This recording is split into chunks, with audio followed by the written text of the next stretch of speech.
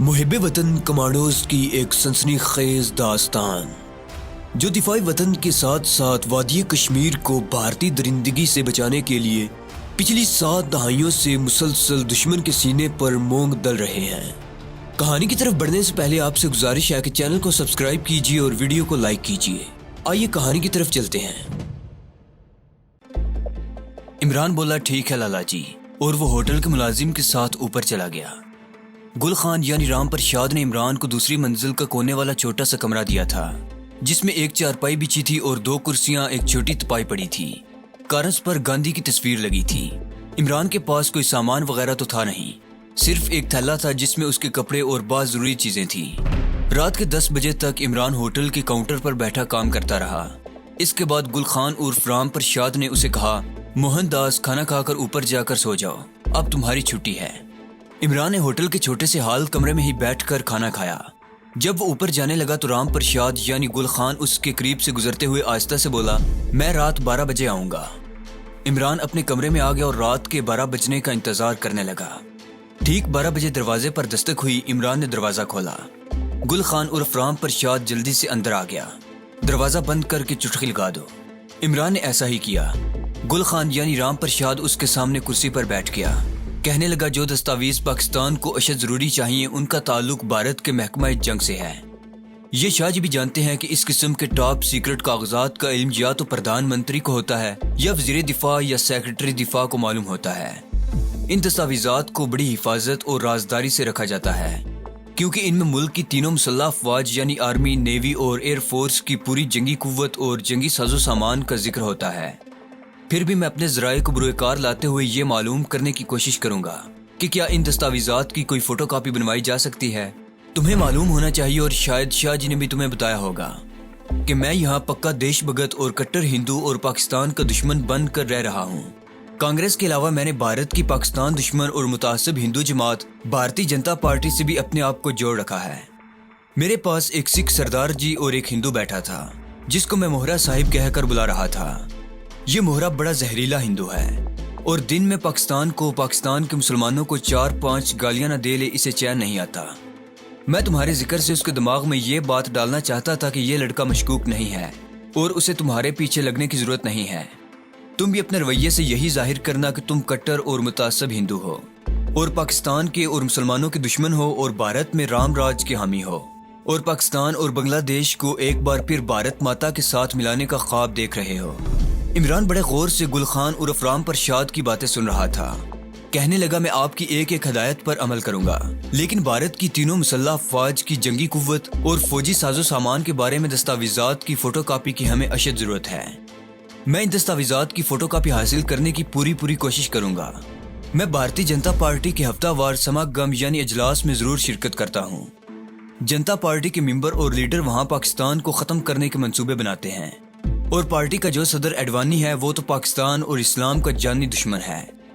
تمہیں شاید معلوم نہ ہو، بابری مسجد اس شخص نے اپنی نگرانی میں مسمار کرائی تھی اور اب بھی وہ ہندوؤں کو یہ کہہ کر انتخاب لڑ رہے ہیں کہ حکومت ہمارے پاس آ گئی تو ہم 6 ماہ کے اندر ہندوستان کی ساری مسجدوں کو مندر بنا ڈالیں گے اور 1 سال کے اندر پاکستان اور بنگلہ دیش کو ختم کر کے انہیں دوبارہ بھارت میں شامل کر دیں گے۔ اس میٹنگ میں بھی پاکستان کے خلاف تقریریں کرتا ہوں، لیکن اوپر سے پاکستان کے خلاف بولتا ہوں، یہ میری مجبوری ہے۔ اس ہفتہ وار خفیہ اجلاس میں جنتا پارٹی کے ایڈوائزری کونسل کے سبھی متعصب ہندو ممبر شریک ہوتے ہیں۔ مجھے پارٹی کے صدر ایڈوانی اور اٹل بہاری واجپئی نے اعزازی ممبر بنا دیا ہے، کیونکہ میں پارٹی کو ہر سال بھاری رقم چندے کے طور پر دیتا ہوں۔ اس اجلاس میں ایک دبلا پتلا آدمی ہر ہفتے شریک ہوتا ہے اور ایڈوانی اور واجپئی اس کے ساتھ بڑی راز و نیاز کی باتیں کرتے ہیں۔ مجھے پارٹی کے ایک ممبر نے بتایا تھا کہ یہ دبلا پتلا آدمی جس کو واجپئی اور ایڈوانی گپتا جی کہہ کر بلاتے ہیں، اس کا تعلق محکمہ دفاع سے یا کسی دوسرے انتہائی حساس ادارے سے ہے۔ میں اس سے تعلقات بڑھانے کی کوشش کروں گا۔ یہ شخص گپتا جی ہمارا مسئلہ حل کر سکتے ہیں۔ اب تم سو جاؤ، صبح 10 بجے آ کر کاؤنٹر پر بیٹھ جانا اور کل سے ماتھے پر رام نام کا تلک ضرور لگانا اور کاؤنٹر پر جہاں لکشمی دیوی کی تصویر رکھی ہے وہاں لوبان ضرور لگا دینا۔ دوسری ضروری بات یہ ہے کہ کچھ دنوں کے لیے تم ہوٹل میں ہی رہو گے اور کسی دوسری جگہ نہیں جاؤ گے۔ سیر سپاٹا کرنے سے بھی گریز کرو گے۔ اگرچہ میں نے تمہارے بارے میں CID والے موہرا جی کا ذہن کافی صاف کر دیا ہے، لیکن وہ کچھ دن تمہاری نگرانی ضرور کرے گا، اس لیے اسے کسی قسم کا کوئی ایسا موقع نہ دینا کہ وہ تم پر شک کرنے لگے کہ تم پاکستان کے جاسوس ہو۔ عمران بولا میں اپنے کام سے غرض رکھوں گا اور ہوٹل میں ہی زیادہ وقت گزاروں گا۔ عمران نے فیصلہ کر لیا تھا کہ وہ گل خان عرف رام پرشاد کی ہدایت پر پورا عمل کرے گا۔ یہ اس کے مشن کا تقاضا بھی تھا اور عمران نے اپنے آپ کو اس قسم کی پابندیوں کا عادی بنا لیا تھا۔ چنانچہ صبح وہ جلدی اٹھا، نہانے کے بعد نیچے ہوٹل کے کاؤنٹر پر آ گیا۔ ابھی رام پرشاد نہیں آیا تھا، ہوٹل کے 2 ہندو ملازم صفائی وغیرہ کر رہے تھے۔ عمران نے کاؤنٹر پر بیٹھتے ہی اس کا دروازہ کھول کر تلک والی ڈبیا میں سے ماتھے پر تلک لگایا اور رام رام کرتے ہوئے لکشمی دیوی کی تصویر کے آگے پیتل کی تھالی میں رکھا ہوا لوبان سلگا دیا اور اپنے آپ کو بڑا ذمہ دار ملازم ظاہر کرتے ہوئے رجسٹر کھول کر حساب کتاب چیک کرنے لگا۔ اتنے میں رام پرشاد بھی آ گیا۔ لکشمی دیوی کی تصویر کو اس نے پرنام کیا اور جے جے رام سیتا رام جے جے رام سیتا رام کرتا کاؤنٹر کے پاس بچھی ہوئی آرام کرسی پر بیٹھ گیا اور نوکروں کو ضروری ہدایت دینے لگا۔ عمران بھی کسی وقت منہ سے جے رام رمیا کے الفاظ بول لیتا تھا۔ ہوٹل کے ملازم جب ذرا ادھر ادھر ہو گئے تو گل خان یعنی رام پرشاد نے عمران کی طرف جھک کر آہستہ سے کہا، شاباش، تم بالکل درست اداکاری کر رہے ہو، بس ایسے ہی رہنا۔ اسی طرح عمران کو ہوٹل میں خاموشی سے اپنا کام کرتے، لکشمی دیوی کی تصویر کو پرنام کرتے اور لوبان سلگاتے 1 ہفتہ گزر گیا۔ اس دوران گل خان یعنی رام پرشاد نے اس سے مطلب کی کوئی بات نہ کی۔ CID والے مہرا جی اور سکھ سردار جی شام کو ہوٹل میں آ جاتے اور رام پرشاد ان سے سیاست کی بات کرتا اور بڑے اعتماد سے کہتا کہ اس دفعہ بھارتی جنتا پارٹی بھاری اکثریت سے جیت جائے گی اور اس کی حکومت بنے گی۔ کبھی کبھی 2-3 اور متعصب قسم کے ہندو بھی رام پرشاد کے پاس آ کر بحث میں شریک ہو جاتے تھے۔ عمران نے محسوس کیا تھا کہ ان کا تعلق بھی بھارتی جنتا پارٹی سے ہے اور وہ کانگریس کی پاکستان کے ساتھ رواداری کی پالیسی کے سخت خلاف ہیں اور بھارتی جنتا پارٹی کی کٹر اور پاکستان دشمن پالیسی کے حق میں ہیں اور پاکستان کو پھر سے بھارت میں شامل کرنے کے خواب دیکھ رہے ہیں۔ اسی دلی شہر میں حاجی صاحب بھی ہوٹل چلا رہے تھے، مگر عمران ان کی طرف کبھی نہیں گیا تھا۔ حاجی صاحب نے بھی اسے اپنی طرف آنے سے سختی سے منع کیا ہوا تھا۔ 1 ہفتہ گزر جانے کے بعد ایک دن رات کے وقت گل خان عرف رام پرشاد اس کے کمرے میں آ گیا۔ کہنے لگا، تم بڑی صحیح پالیسی پر چل رہے ہو۔ CID والے مہرا جی نے 3-4 روز تمہاری نگرانی کی ہے، لیکن میں نے محسوس کیا ہے کہ اب تمہاری طرف سے انتہائی اطمینان ہو گیا ہے اور اس نے تمہاری طرف توجہ دینی چھوڑ دی ہے۔ یہ تمہاری بہت بڑی فتح ہے۔ باقی میں نے گپتا جی سے رو رسم کافی بڑھا لی ہے۔ میں نے یہ معلوم کر لیا ہے کہ اس کا تعلق محکمہ دفاع سے نہیں بلکہ محکمہ جنگ یعنی بھارت کے وار آفس سے ہے۔ وہ بہت کم بولتا ہے اور اپنے بارے میں زیادہ بات نہیں کرتا، لیکن میں بھی کچی گولیاں نہیں کھیلا ہوا ہوں۔ مجھے معلوم ہے کہ اس کے منہ سے اپنے مطلب کی بات کیسے نکلوانی ہے۔ جنتا پارٹی کے اس ہفتے کے اجلاس میں پارٹی کے صدر اڈوانی نے گپتا جی کو مخاطب کرتے ہوئے ان سے پوچھا تھا کہ اب تو بھارت ایٹمی قوت بن گیا ہے، یہ بتائیں کہ بھارت کے پاس کتنے ایٹم بم ہیں۔ اڈوانی نے یہ راز کی بات گپتا سے اس لیے بے خطر ہو کر پوچھ لی تھی کہ اسے معلوم تھا کہ وہاں اجلاس میں جتنے آدمی بیٹھے ہیں سب کے سب کٹر اور فرقہ پرست دیش بھگت اور پاکستان کے دشمن ہیں۔ اس کے خیال کے مطابق میں بھی ایک کٹر اور پاکستان دشمن فرقہ پرست ہندو تھا۔ دبلے پتلے اور کم بات کرنے والے گپتا جی نے کہا کہ بس یوں سمجھ لیں کہ بھارت کے پاس اتنے ایٹم بم تیار ہیں کہ جو پاکستان کے ہر بڑے شہر میں گرائے جا سکتے ہیں۔ اس پر اڈوانی نے کہا، بس ہم بھی یہی چاہتے تھے، پاکستان کو اسی طرح ہم برباد کر کے بھارت میں دوبارہ شامل کر سکتے ہیں، لیکن میں نے گپتا جی سے دوستی کی بنیاد رکھ دی ہے۔ مجھے یقین ہے کہ اس ہفتے میں گپتا جی کو شیشے میں اتار لوں گا۔ مجھے گونگے آدمی سے بھی بات کروانے کا گر آتا ہے اور گپتا جی گونگے نہیں ہیں۔ بس میں تمہیں یہی بتانے آیا تھا۔ ان باتوں کو سن کر عمران کو امید پیدا ہو گئی تھی کہ گل خان بھارت کے تینوں مسلح افواج کی فوجی قوت کے بارے میں صحیح عدد و شمار کا ضرور پتہ لگا لے گا۔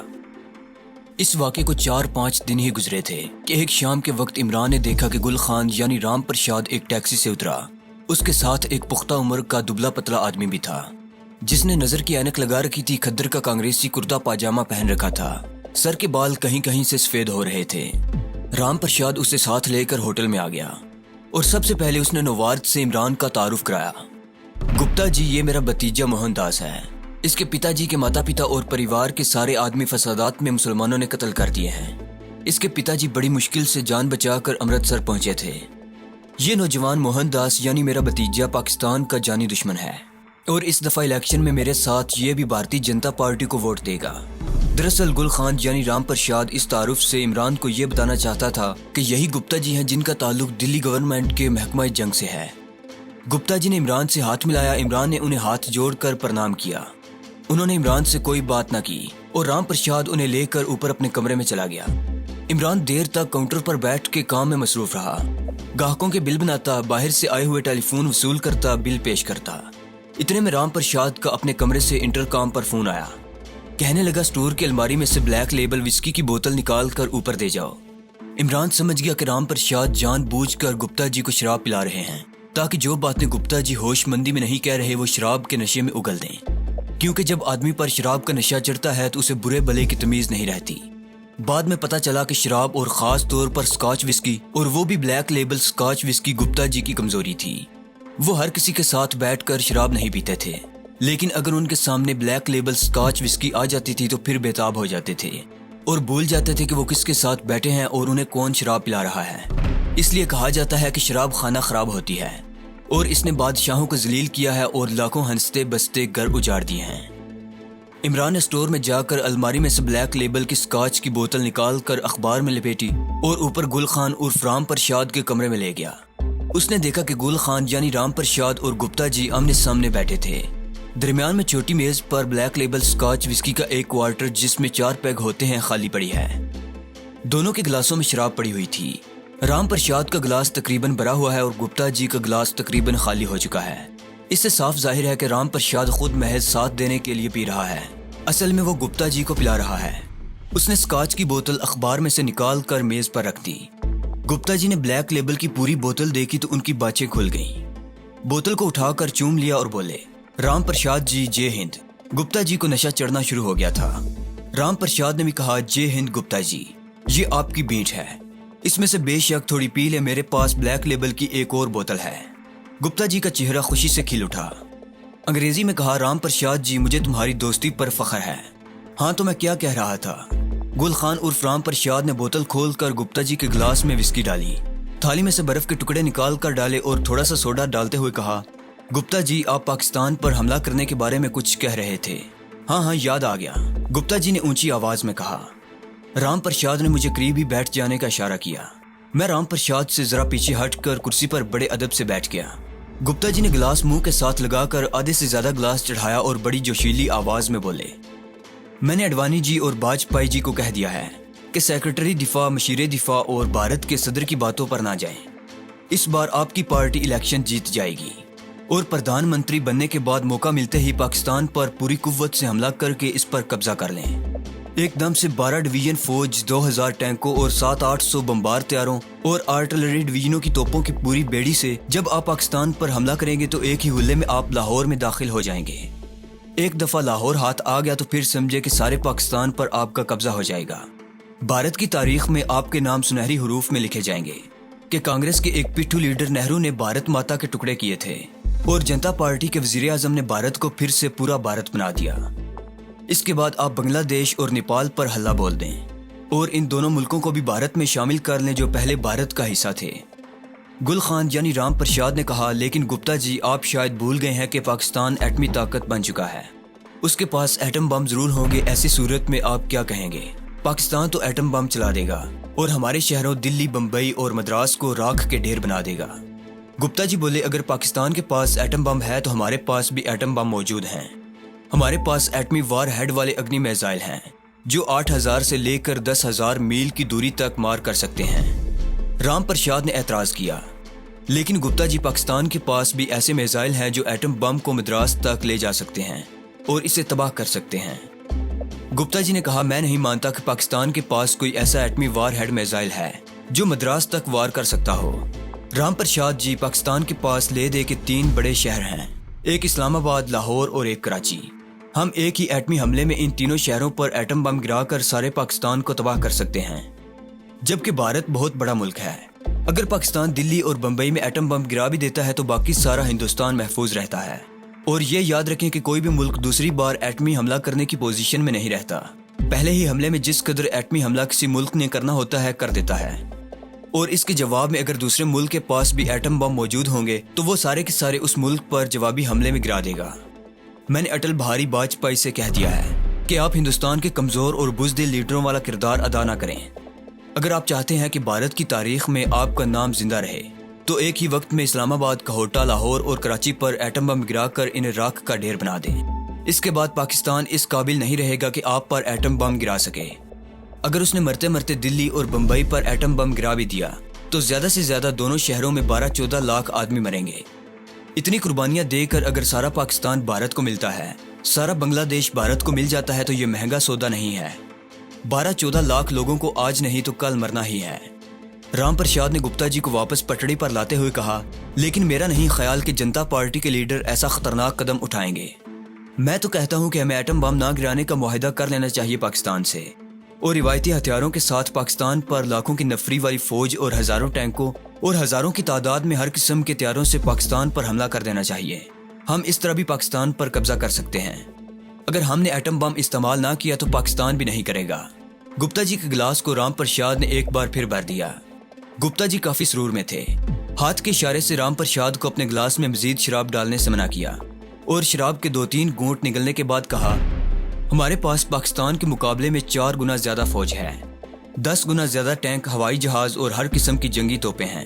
اگر ہم پوری نفری، پوری طاقت کے ساتھ پاکستان پر حملہ کر دیں تو پہلے ہی حلے میں پاکستان پر قبضہ کر سکتے ہیں۔ اب رام پرساد نے اپنے مطلب کی بات کی، کیونکہ وہ جانتا تھا کہ نہ پاکستان بھارت پر ایٹم بم گرائے گا اور نہ بھارت پاکستان پر ایٹم بم گرانے کی حماقت کرے گا۔ اگر دونوں ملکوں میں جنگ ہوئی تو روایتی ہتھیاروں کے ساتھ ہی ہوگی، اور رام پرساد گپتا جی سے یہی معلوم کرنا چاہتا تھا کہ اس وقت بھارت کی تینوں فوجوں کی کتنی فوجی طاقت ہے اور اس کے پاس روس اور امریکہ کا دیا ہوا کتنا سامان جنگ ہے۔ رام پرساد نے کہا، مگر گپتا جی یہی مشکل بات ہے کہ پاکستان کے پاس چین کا دیا ہوا بے پناہ جنگی ساز و سامان موجود ہے، جبکہ ہمارے بھارت کے پاس فوجی اسلحے اور ہتھیاروں کی ایک مخصوص مقدار ہی ہے۔ یہاں گپتا جی کے منہ سے وہ بات نکل گئی جس کے لیے رام پرساد نے یہ سارا ڈرامہ رچایا تھا۔ گپتا جی کہنے لگے، رام پرساد، تم نہیں جانتے، میں جانتا ہوں۔ تم صرف دیش بھگت ہو، میں دیش بھگت بھی ہوں اور منسٹر آف وار فیئرز کا ذمہ دار افسر بھی ہوں۔ جو کچھ میں جانتا ہوں تم نہیں جانتے۔ ہمارے پاس اس وقت اتنی فوجی طاقت ہے کہ دنیا کا کوئی ملک ہمارا مقابلہ نہیں کر سکتا۔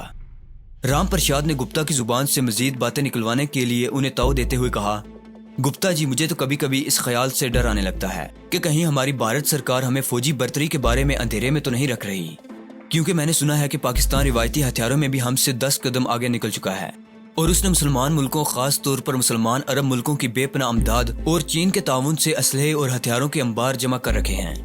میں نے تو یہاں تک سنا ہے کہ پاکستان کے پاس اب بمبار لڑاکا طیارے اور ٹینک بھی ہم سے دگنی تعداد میں ہیں، اور اس کے پاس آبدوزیں بھی ہیں جو بھارت کے پاس نہیں ہیں۔ گپتا جی جذباتی ہو گئے۔